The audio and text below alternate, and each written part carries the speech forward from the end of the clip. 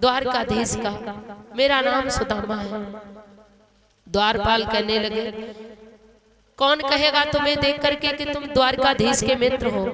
तुम्हारी शकल भी तो नहीं है। अरे भगवान के मित्र होंगे भगवान की तरह, कोई ऐसे थोड़े ही होंगे। फटे पुराने कपड़े तक तुम्हारे तन पर नहीं है, पैरों में चप्पल तक नहीं है, विवाहियां फटी है, सर पे पगड़ी तक नहीं है, इतने जर्जर हो रहे हो। जाओ यहाँ से। रोज सभी मित्र ही बन के आते हैं, कोई दुश्मन बन के आता है? हम नहीं जाने देंगे। एक द्वारपाल कहने लगा, कहीं ऐसा न हो वास्तविक भगवान का ये मिलने वाला सखा न हो। अगर प्रभु को पता चल गया कि उनका ही मित्र है तो भगवान हमें दंड देंगे, इसलिए जाओ खबर कर दो। तो खबर करने के लिए एक द्वारपाल गया, जाकर के कहा कि प्रभु आपके दरबार में दरवाजे पर एक विप्र आया है, नाम सुदामा बता रहा है, और उसके शीश पर न तो पगड़ी है और क्या कहा कि शीश पगान झका तन में जाने को आही बसो कही ग्रामा, धोती फटी सिलटी दुपटी पायूं उपायन की नहका, द्वारी खड़ो ध्वज दुर्बल देख रहो चकिसो वसुधा विरामा, पूछत दीन दयाल को धाम, आपनो नाम बतावे सुदामा। जैसे ही कहा अपना नाम सुदामा बता रहा है और आपका नाम ले रहा है, कह रहा हम बचपन के मित्र हैं, कृष्ण मेरा सखा है, मैं उसका मित्र हूँ। सुदामा नाम सुनते ही भगवान इतनी तेजी से दौड़े कि कंधे पर जो पटका पड़ा था वो गिर गया, वो उठाने की फुर्सत नहीं हुई। इसको कहते हैं मित्रता। दौड़े, पैरों में चढ़ खड़ामू तक पैर न भूल गए और नंगे पांव दौड़े। रुक्मिणी पीछे पीछे भागी चली जा रही है, नाथ पटका तो पहनिए, चरण खड़ामू तो पहनिए, लेकिन भगवान पीछे मुड़ के नहीं देखते हैं। दरवाजे पर जाके देखा तो क्या, बचपन का मित्र सुदामा खड़ा है, आंखों में आंसू झलक रहे हैं। गले से लगा लिया महाराज, और जैसे ही गले से लगाया तो हृदय में खुशी की लहर दौड़ गई। बोले भक्तों और भगवान की बरसा दो फूल जिनके पास है। आज भगवान कृष्ण और सुदामा का मिलन होने लगा। भगवान गले से लगा करके अपने सिंहासन पर लेके आते हैं और अपने सिंहासन पर बैठा करके भगवान क्या करते हैं कि ऐसे बेहाल विमाइन सो पग कंटक जाल लगे पुन जोए, हाय महादुख पायो सखा तुम आए न इते कितने दिन खोए। देख सुदामा की दीन दशा करुणा करके करुणा निधि रोए, पानी परात को हाथ छुओ नहीं, नैनन के जल से पग धोए।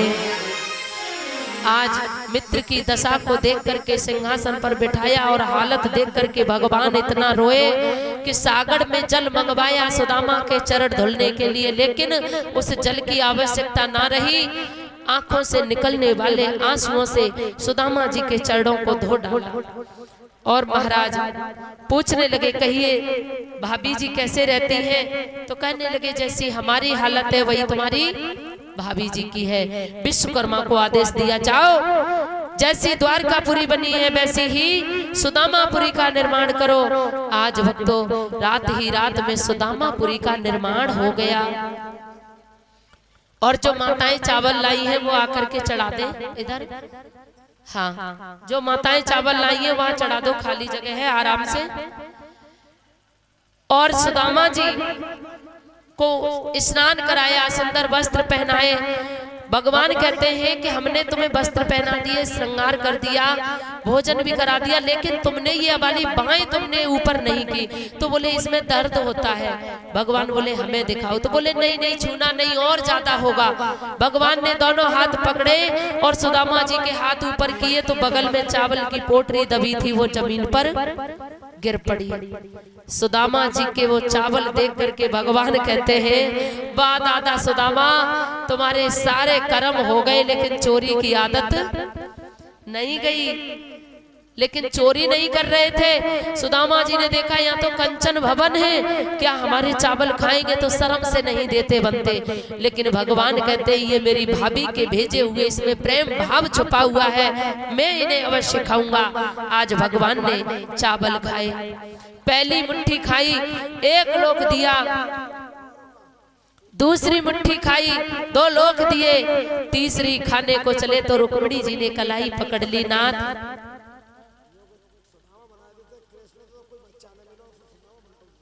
हाँ सुदामा किन्हें बना देते महाराज, अब कोई है ही नहीं बनने वाला, हम कहाँ ढूंढने जाते गांव भर में।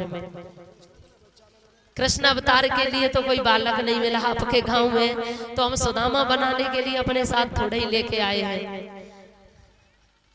अब कोई होता तो कहता हमसे, तो उसको हम तैयार करा देते, बनवा देते। जब कोई नहीं है तो कथा सुनो, कथा में आनंद लो, कोई बात नहीं। बोले वहां के बिहारी लाल की। रुक्मिणी जी ने पकड़ लिया, एक ब्राह्मण को, गरीब को राजा बना के खुद भिखारी होना चाहते हो। भगवान ने कहा तुमने मेरी इच्छा पूरी नहीं होने दी, ये वही ब्राह्मण हैं जिनके कारण तुम हमारे पास हो, यदि ये न होते तो आज तुम शिशुपाल के आंगन में खेल रही होती। आज इस प्रकार से मिलन हुआ और सुदामा जी जब चले हैं तो भगवान ने चलते समय एक फूल दिया। अब सुदामा जी सोचने लगे इस फूल का हम क्या करेंगे। सो महाराज गुस्से में आके वो फूल भी वहीं छोड़ गए, लेके नहीं गए। लेकिन द्वारकापुरी से निकले, सुदामापुरी में घुसे तो पहचान नहीं पा रहे, सोच रहे अभी यहीं से तो गए थे, फिर यहीं आ गए, भूल गए। अब उसी में चक्कर लगाते हैं। लेकिन महाराज भामिनी ने देख लिया, सुशीला ने आरती का थाल लेके आ गई और कहने लगी नाथ देखिए मैंने कहा था ना कि भगवान के पास चले जाओ मिलने, माला माल हो जाएंगे। आज यही हुआ। सुदामा जी ने नहीं पहचान पाया कि ये सुशीला है। सुशीला ने कहा नाथ मैं आपकी पत्नी हूँ, देखिए ये भगवान की कृपा हो गई, वहां जाने से मैं रानी और आप राजा बन गए। सुदामा जी बोले जब राजा रानी बन गए तो एक काम करो, क्या? अरे जीवन में एक बार तो सोने चांदी की रोटी दाल खा लो, आज सोने की दाल चांदी की रोटी बनने दो। सुशीला कहने लगी नाथ ये सोने चांदी की दाल रोटी नहीं होती है, तो रोटी सब्जी तो वही है, आलू की सब्जी और गेहूं की रोटी। अच्छा हम तो समझते थे पैसे वाले सोने चांदी का कौर खाते हैं, ग्रास खाते हैं, फिर ये पैसा किस काम का। आज दोनों प्रेम से रहने लगे और भगवान का भजन करने लगे हैं। बोलियो वृंदावन बिहारी लाल की।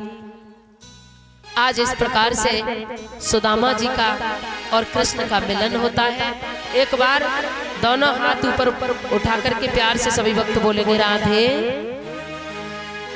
और देखेंगे अब परीक्षित मोक्ष की तरफ चलते हैं। 2 शब्दों में उसके बाद आरती होगी। श्री सुखदेव जी कहते हैं हे राजन परीक्षित अब तुम्हें क्या सुनने की इच्छा है? तो परीक्षित जी ने कहा कि गुरुदेव अब मुझे कुछ भी सुनने की इच्छा नहीं है, लेकिन अभी तक आपने साक्षात्कार नहीं कराया है, इसलिए मुझे आप साक्षात्कार करा दीजिए, और कोई इच्छा नहीं है। तो श्री सुखदेव जी ने अपना वरद हस्त परीक्षित जी के सर पे रखा, साक्षात्कार हो गया, यानी भगवान का दर्शन हो गया। और दर्शन होते ही श्री सुखदेव जी ने कहा कि अब हमारा पूजन करो। क्यों? वो जानते थे कि जब तक मैं यहाँ रहूंगा तब तक यहाँ तक्षक आएगा नहीं, इसलिए मुझे जाना है। आज परीक्षित महाराज श्री सुखदेव जी का पूजन करते हैं। खड़े हो जाओ यज्ञपति परीक्षित महाराज, आप तिलक लगवा लो और पूजन करेंगे, और जो वस्त्र लेके आए हैं वो ले आओ।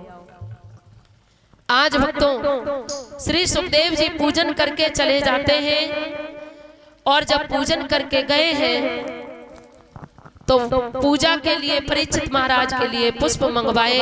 उस पुष्प में बैठ करके तक्षक आ जाता है, और महाराज परीक्षित को जब फूल सामने रखे गए उन्होंने देखा फूल बड़ा सुंदर है, फूल को उठा करके उसकी सुगंध लेने लगे, तभी तक्षक ने परीक्षित को नाक में काट लिया। आज महाराज परीक्षित को मोक्ष की प्राप्ति होती है। बोलिए परीक्षित महाराज की। बोले यज्ञपति महाराज की। यानी परीक्षित के मृतक शरीर को काटा तक्षक ने, क्योंकि उनका मन तो भगवान के चरणों में पहले ही लग चुका था। आज इस प्रकार से हमारी कथा संपन्न हुई और हम सभी भक्तों से क्षमा चाहेंगे। गलती हो गई हो जो भी इन 7 दिनों के बीच में हमसे, तो माफ कर देंगे। अपनी छोटी सी बहन बेटी, हमारे जो संगीत वाले छोटे छोटे ये जो भाई हैं, इन तीनों में से या और ये जो आपके यहाँ लाइव कथा चला रहे हैं, हरिओम भैया जी से, हमारे परम पूज्य गुरुदेव जी आचार्य स्वामी श्री अशोकानंद जी महाराज से, जो श्री धाम वृंदावन से हैं, अगर कोई भी गलती हुई हो तो माफ करना। ये देखो सबसे हमारे स्टाफ में सबसे छोटा बच्चा है सत्यम, जो ऑर्गन बजा रहे हैं, ऑर्गन मास्टर। इनसे गलती हुई हो तो हमारी तरफ से माफी हम मांगते हैं, माफ कर देना। और ये विपिन कुमार जो नाल पर बैठे हैं, और अजीत यादव पैड मास्टर, ये तीनों बच्चे हमारे गुरुजी के बहुत प्रिय हैं, बहुत प्रेम करते हैं इन बच्चों से। और ऐसा नहीं कि इन्हीं से जो हमारे ग्रुप में शामिल हुए हैं, जो आपके बीच में YouTube पर ये जो चैनल चल रहा है हरिओम स्टूडियो फरिहा, ये भी हमारे ग्रुप में है। और ये 10 रुपए हरिलाल सिमरिया और 1 से 1 रुपए सुरजीत वर्मा सिमरिया। आओ ये बुद्धि बड़े धर्म के क्षेत्र में आगे बढ़ते रहे। हमारे पूरे स्टाफ में से किसी से गलती हुई हो उन सब की तरफ से मैं माफी मांगती हूँ। हाथ जोड़ करके क्षमा कर देना। और हमारे साउंड वाले भैया ने भी काफी अच्छा साथ दिया। आगे कभी मौका मिलेगा तो आपकी सेवा करने के लिए आएंगे। और ये परीक्षित महाराज, हाँ महाराज, इस पर चाहे 1-1 रुपया रखो, लेकिन दक्षिणा भी रख लो थोड़ी बहुत। हाँ चाहे कोई बात नहीं, बता दो, दोनों लोग पकड़ लो। और ये हमारे परम पूज्य गुरुदेव जी का 5 वस्त्रों से ये सम्मान कर रहे हैं यज्ञपति और परीक्षित महाराज। बहुत बहुत धन्यवाद इनके लिए। और इन बच्चों के लिए जो भी लेके आए हो, इनके लिए सम्मान करो, बाद में आना हमारी तरफ। और ये क्या नाम है, क्या बताएं, अब भूल गए। ये अंश की मौसी जी की तरफ से इनका कहना है ये विदाई में हमारे लिए 100 रुपए दे रही हैं, क्योंकि सुबह हम यहाँ से जल्दी निकलेंगे, क्योंकि हमारी अगली 2 तारीख से कथा है। कल का दिन हमारा यहाँ से वहाँ तक पहुँचने में रहेगा, और उसका अगला दिन वहाँ से फिर वृंदावन से हिंडौन तक जाने में रहेगा। इसलिए समय अधिक नहीं, हम कल ही निकलेंगे, इसलिए उन्होंने अपनी विदाई अभी कर दी है। और जो माताएं विदाई करना चाहती हैं वो खड़े होकर आकर के आराम से कर सकती हैं। हाँ, अरे बिना दक्षिणा के महाराज, चाहे हमारी दक्षिणा कम कर देना, लेकिन कुछ दक्षिणा लगा के जरूर दे बच्चों को। हाँ, खाली ना दे, श्रद्धा से दे। हम ये नहीं कहेंगे कि 500 की नोट लगाएं, जो आपका दिल कहे, क्योंकि दान होता है खुशी का।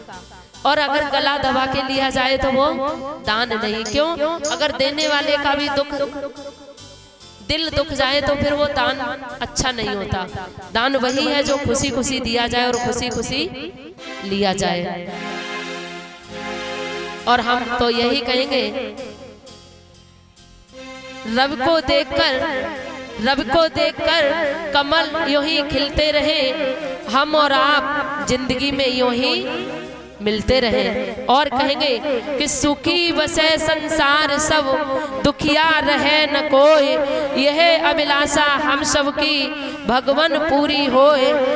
विद्या बुद्धि तेज बल, विद्या बुद्धि तेज बल सबके भीतर होए, दूध पूत धन धान्य से वंचित रहे न कोई। आपकी भक्ति प्रेम में, आपकी भक्ति प्रेम में मन होवे भरपूर, राग द्वेष से चित्त मेरा कोसों भागे दूर। मिले भरोसा तेरे नाम का, मिले भरोसा तेरे नाम का, हमें सदा जगदीश आशा तेरे नाम की बनी रहे ममशीस। पाप से हमें बचाइए करके दया निधान, पाप से हमें बचाइए, करके दया निधान, करके दया निहाल। अपना भक्त बनाए के सबको करो निहाल। दिल में दया उदारता, मन में प्रेम अपार। दिल में दया उदारता, मन में प्रेम अपार। हृदय में धारे दीनता, हे मेरे करतार। हाथ जोड़ विनती करूं, हाथ जोड़ विनती करूं, सुनिए कृपा निधान। साधु संगत दीजिए, दया धर्म का दान। बोलिए सतगुरुदेव भगवान की। अब चलते चलते समय दो शब्द आपको विदाई के रूप में सुनाते हैं, क्योंकि समय अधिक हो चुका है। आएंगे हम सभी बोलेंगे।